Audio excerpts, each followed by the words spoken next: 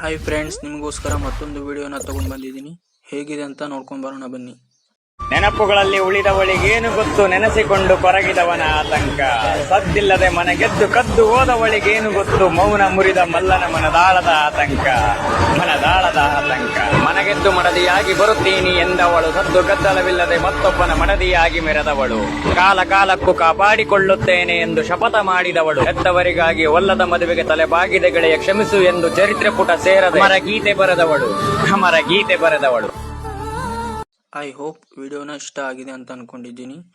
ಬರೀ ನಿಮ್ಮ ಫೋಟೋನ ಆ್ಯಡ್ ಮಾಡಿದ್ರೆ ಸಾಕು. ಈ ತರ 3D ವಿಡಿಯೋನ ನೀವು ಕೂಡ ಕ್ರಿಯೇಟ್ ಮಾಡ್ಕೋಬಹುದು. ಹೇಗೆ ಅಂತ ಈ ವಿಡಿಯೋದಲ್ಲಿ ತುಂಬಾ ಸಿಂಪಲ್ ಸ್ಟೆಪ್ ಅಲ್ಲಿ ಹೇಳ್ಕೊಡ್ತೀನಿ ಬನ್ನಿ. ಈ ವಿಡಿಯೋನ ನೀವು ಸ್ಕಿಪ್ ಮಾಡೋದನ್ನೇ ಕೊನೆವರೆಗೂ ನೋಡಿ. ಲೈಕ್ ಮಾಡಿ, ಸಪೋರ್ಟ್ ಮಾಡಿ. ನೀವೇನಾದರೂ ಈ ಚಾನಲ್ಗೆ ಹೊಸದಾಗಿ ಬಂದಿದ್ರೆ ಈ ಚಾನಲ್ನ ಈಗಲೇ ಸಬ್ಸ್ಕ್ರೈಬ್ ಮಾಡ್ಕೊಳ್ಳಿ. ಹಾಗೆ ನೋಟಿಫಿಕೇಶನ್ ಆಲ್ ಮೇಲೆ ಕ್ಲಿಕ್ ಮಾಡ್ಕೊಳ್ಳಿ.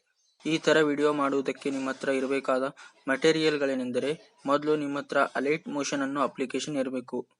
ಎರಡನೇದು ಪ್ರಾಜೆಕ್ಟ್ XML ಫೈಲ್. ಇದನ್ನ ನಾನು ನಿಮಗೆ ಕೊಡ್ತೀನಿ, ನೀವು ಇದನ್ನ ಈಸಿಯಾಗಿ ಡೌನ್ಲೋಡ್ ಮಾಡ್ಕೋಬಹುದು. ಹೇಗೆ ಅಂತ ಮುಂದೆ ಹೇಳ್ತೀನಿ. ಮೂರನೇದು ಫೋಟೋದಲ್ಲಿರೋ ಬ್ಯಾಕ್ಗ್ರೌಂಡ್ ನ ರಿಮೂವ್ ಮಾಡ್ಕೋಬೇಕು. ಬ್ಯಾಕ್ಗ್ರೌಂಡ್ ನ ರಿಮೂವ್ ಮಾಡೋದು ಹೇಗೆ ಅಂತ ನಿಮ್ಗೆ ಗೊತ್ತಿಲ್ಲ ಅಂದ್ರೆ ಆಲ್ರೆಡಿ ವಿಡಿಯೋನ ಮಾಡಿದ್ದೀನಿ, ಆ ವಿಡಿಯೋನ ನೋಡಿ. ಬರೀ ಒಂದೇ ಕ್ಲಿಕ್ ಅಲ್ಲಿ ನಿಮ್ ಫೋಟೋದಲ್ಲಿರೋ ಬ್ಯಾಕ್ಗ್ರೌಂಡ್ ನ ರಿಮೂವ್ ಮಾಡ್ಕೋಬಹುದು. ಅಲೈಟ್ ಮೋಷನ್ ಅಪ್ಲಿಕೇಶನ್ ನ ಓಪನ್ ಮಾಡಿಕೊಂಡು ಟೆಂಪ್ಲೇಟ್ ನ ಸೆಲೆಕ್ಟ್ ಮಾಡಿ ಅಪ್ಲೋಡ್ XML ಫೈಲ್ ಅಂತ ಇರುತ್ತೆ. ನಾನು ಕೊಡೋ XML ಫೈಲ್ ನ ಇದರಲ್ಲಿ ಅಪ್ಲೋಡ್ ಮಾಡಬೇಕು. ಫೈಲ್ ಈ ತರ ಓಪನ್ ಆಗುತ್ತೆ. ಪ್ಲೇ ಮಾಡಿ ನೋಡಿದ್ರೆ ಈ ತರ ಪ್ಲೇ ಆಗುತ್ತೆ. ಇದನ್ನ ಸರಿ ಮಾಡೋದಕ್ಕೆ ಲಾಸ್ಟ್ ಅಲ್ಲಿ ಈ ತರದೊಂದು ಆಪ್ಷನ್ ಇರುತ್ತೆ. ಅದ್ರ ಮೇಲೆ ಕ್ಲಿಕ್ ಮಾಡಿ.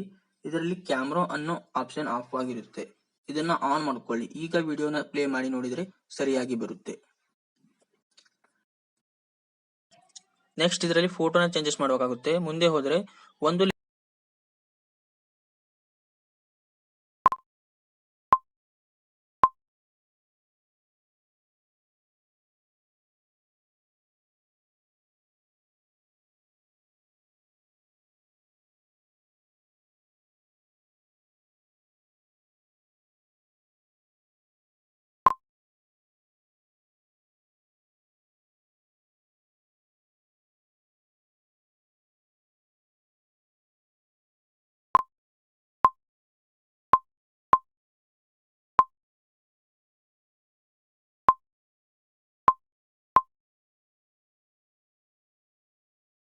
ಒಂದು ಫೋಟೋನ ಆಡ್ ಮಾಡಿದ್ರೆ ಸಾಕು. ಈ ತರ 3D ವಿಡಿಯೋನ ಕ್ರಿಯೇಟ್ ಆಗುತ್ತೆ.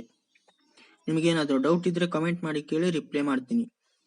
ಈ ವಿಡಿಯೋನ ಸೇವ್ ಮಾಡೋದಕ್ಕೆ ಮೇಲ್ಗಡೆ ಎಕ್ಸ್ಪರ್ಟ್ ಬಟನ್ ಇರುತ್ತೆ. ಅದ್ರ ಮೇಲೆ ಕ್ಲಿಕ್ ಮಾಡಿ ಕ್ವಾಲಿಟಿನ ಸೆಲೆಕ್ಟ್ ಮಾಡ್ಕೊಂಡು ಕೆಳಗೆ ಎಕ್ಸ್ಪರ್ಟ್ ಬಟನ್ ಮೇಲೆ ಕ್ಲಿಕ್ ಮಾಡಿ.